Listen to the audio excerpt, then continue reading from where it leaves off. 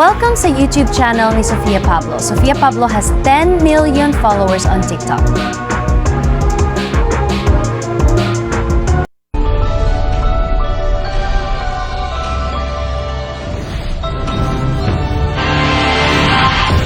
Matapos ang 14 na taon sa death row sa Indonesia, Mary Jane Veloso uuwi na sa Pilipinas ayon kay Pangulong Bongbong Marcos. Pero hindi sa pamilya niya didiretso, kundi sa kulungan pa rin.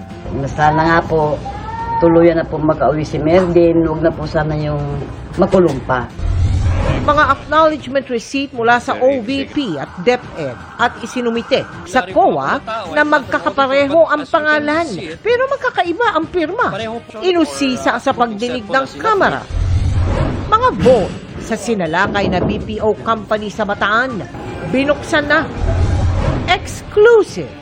Mga nahuli cam na tumangay sa mamahaling baterya ng telco box sa Batangas na sakote.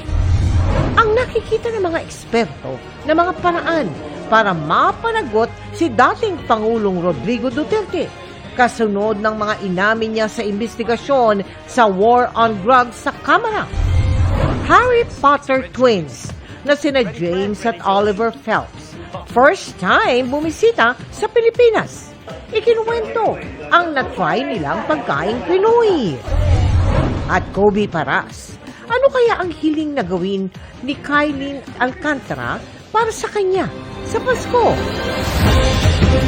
Live mula sa GMA Network Center, 20 taon nang nakatutok. 24 oras. Magandang gabi po, Luzon, Visayas at Mindanao. Ligtas na mula sa bingit ng kamatayan ng OFW na si Mary Jane Veloso.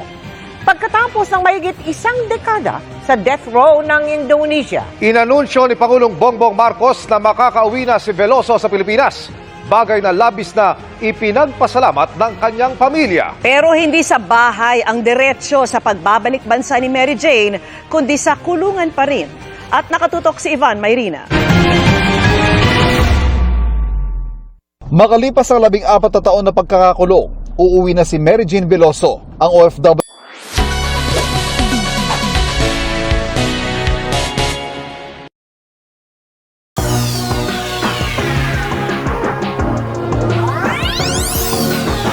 Maraming salamat sa panonood at pakikinig.